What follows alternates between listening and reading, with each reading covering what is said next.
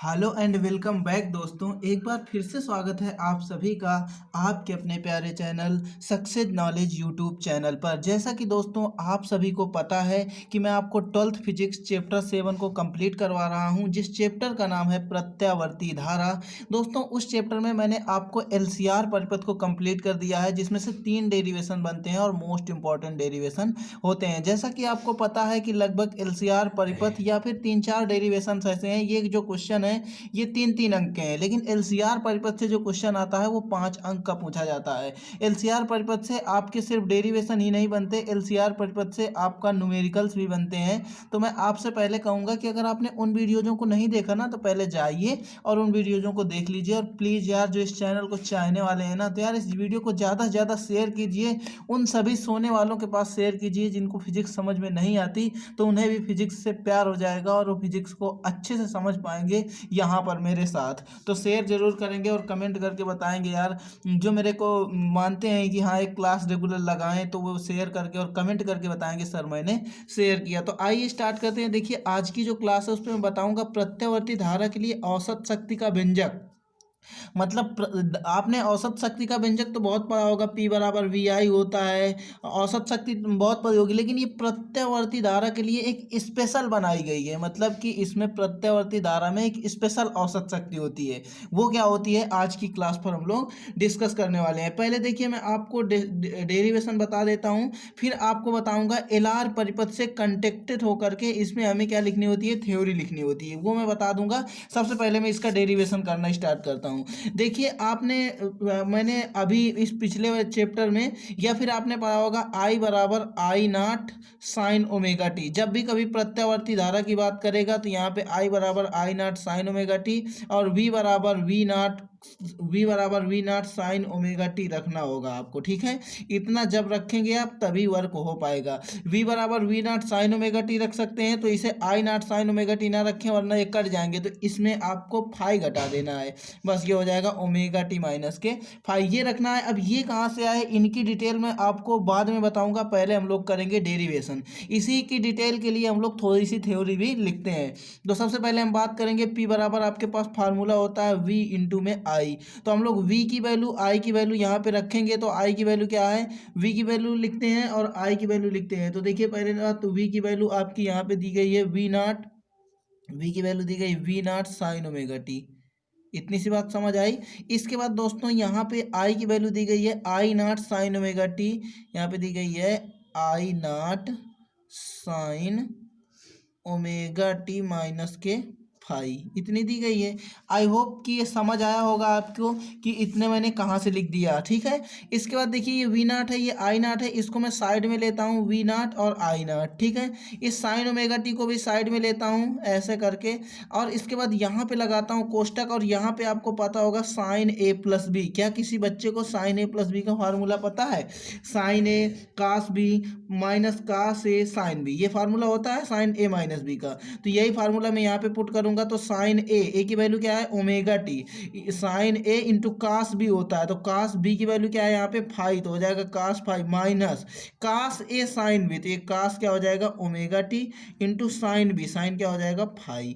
I hope प्यारे बच्चों समझ में आया होगा। इतनी सी बात, बहुत ही आसान बात मैंने करी है, इसमें कुछ ऐसा नहीं किया यार ताकि आपके समझ में ना आए, ठीक है। तो ये देखिए वी नाट इंटू आई नाट साइन ओमेगा टी।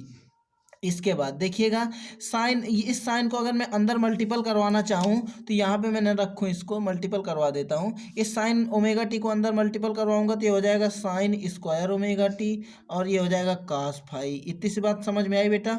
इसके बाद यहाँ पे हो जाएगा साइन ओमेगा टी इंटू हो जाएगा कास ओमेगा टी। इसके बाद हमारे पास साइन फाई था तो इसको लिख लेंगे साइन फाई, ठीक है। अब देखिए बेटा यहाँ पे हमें कुछ और करना है, हम जानते हैं और हम बहुत बार कर भी चुके हैं। जब आप क्लास 11 में पढ़ रहे थे, याद करो उस समय को जब आप साइन ए इंटू कास ए को साइन 2a बनाते थे। तो कैसे बनाते थे, उसमें 2 का गुणा करते थे और 2 का भाग करते थे। तो किस किस को वो दिन याद आ गया?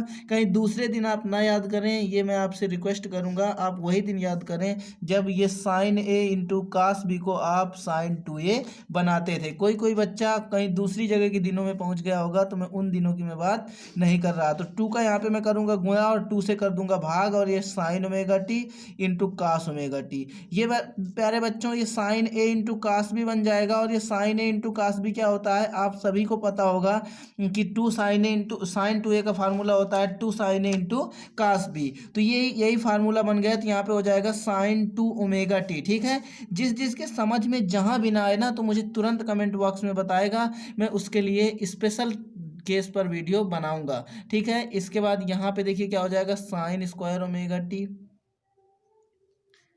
कास फाई। ठीक है, इसके बाद देखिए साइन 2 ए हो जाएगा, तो इसको हो जाएगा साइन 2 ए। अब इसमें ए की वैल्यू क्या है, ओमेगा टी, तो साइन 2 साइन ओमेगा टी ये हो जाएगा इंटू साइन फाई। इतनी बात जिसके समझ में आई हो बेटा, तो जल्दी से कमेंट करके बता दो। आपको मान लो ये बाई 2 ये वाला रहेगा, यहीं पे रहेगा। ठीक है, किस किस के समझ में आ गया कमेंट में ज़रूर बताओ।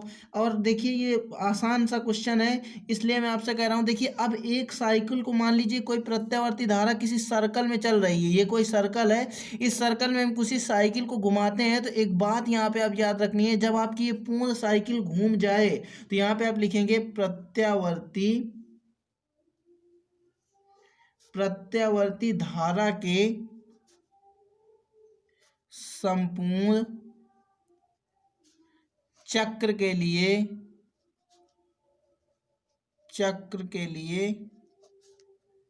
संपूर्ण चक्र के लिए देखिए वैल्यू कुछ होती है, साइन स्क्वायर ओमेगा टी की जो वैल्यू होती है 1/2।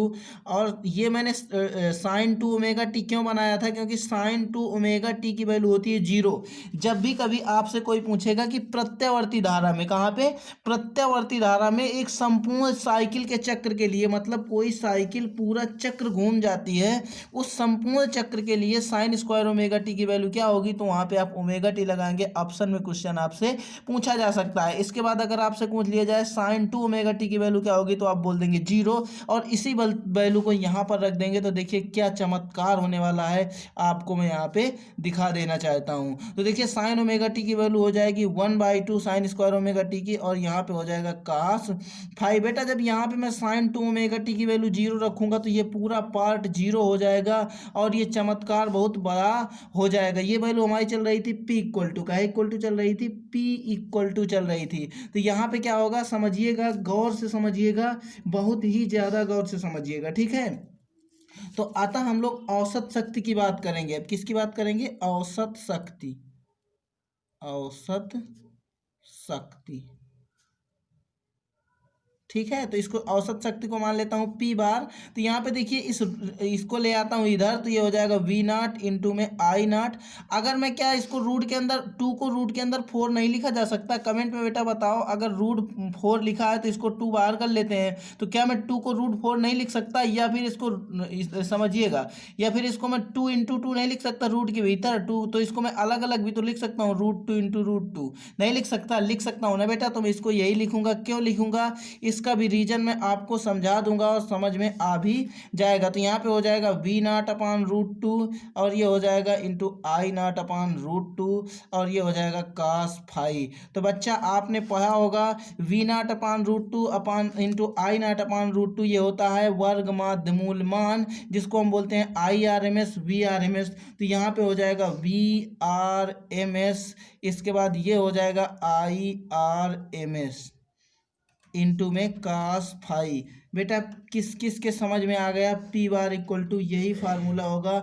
मोस्ट इम्पॉर्टेंट है, मोस्ट इम्पॉर्टेंट है, इससे बोर्ड एग्जाम पर न्यूमेरिकल्स पूछे जाते हैं। तो आई होप आप समझ चुके होंगे। देखिए एक बार मैं रिपीटेड करूंगा, यहाँ पे आपको 2 फार्मूले याद रखने होंगे। जब कभी आपसे प्रत्यावर्ती धारा की बात करेगा, तो I बराबर I0 साइन ओमेगा टी और V बराबर V0 साइन ओमेगा टी, लेकिन इन वैल्यूओं को एक साथ आप ओमेगा टी नहीं रख सकते, इसलिए इसमें हमें क्या करना होगा, फाई माइनस कर देना होगा। अब आप पढ़ते आ रहे हैं P बराबर वी आई, तो यहाँ पे हम लिख लेंगे V की value V naught sine omega t, I naught sine omega t, और इसको आई नाट वी नाट को एक साथ कर लेंगे साइन ओमेगा टी को, और इस साइन ए माइनस बी में तोड़ देंगे तो ये टूट जाएगा, इसका मल्टीपल करा लेंगे। एक पूर्ण साइकिल के लिए इसे साइन 2a बना लेंगे, क्योंकि एक पूर्ण साइकिल के लिए हमारे पास वैल्यू होती है sine 2 omega t equal to 0। तो ये वैल्यू 0 करने के लिए हम एक वर्क कर लेते हैं, इसे 2 का गुणा 2 का भाग करके साइन 2a बना लेते हैं। ठीक है, अब बस ये वैल्यूज रख देते हैं, हमारा जो आंसर होता है वो निकल के आ जाता है। अब इस 2 को हम रूट के अंदर 4√2 क्यों ले जाते हैं, क्योंकि हम जानते हैं कि I बराबर होता है I naught I R M S equal to होता है आई नाट अपॉन √2, और V R M S equal to होता है वी नाट अपॉन √2। तो ये लिखने के लिए हम लोग इसको ये बनाते हैं। ठीक है, अब देखिए मैं थोड़ा सा बता देता हूँ कि यहाँ पे ऊपर आपको थ्योरी थोड़ी सी लिख देनी है। क्या लिखनी है, मान लेते हैं कि कोई प्रत्यावर्ती धारा है एल आर परिपथ में, किसमें, एल आर परिपथ में। मैंने पहले ही बताया था एल आर परिपथ में, आपको कंप्लीट करवा चुका हूँ, आप जाके देख सकते हैं। तो देखिए एल आर परिपथ में मान लेते हैं प्रतिरोध आर तथा प्रेरकत्व एल, कौन सा, प्रेरकत्व एल, एल दोनों हैं। ठीक है, मान लेते हैं कि दोनों है, तो धारा आई होगी और जो विभव होगा वो भी होगा, और कला के पश्चगामी होंगे, मतलब ये पीछे की तरफ होंगे। मैंने तुम्हें बताया था पश्चगामी अग्रगामी, जो भी वीडियो देखे होंगे तो बहुत अच्छे से उनको पता होगा पश्चगामी क्या है और अग्रगामी क्या है।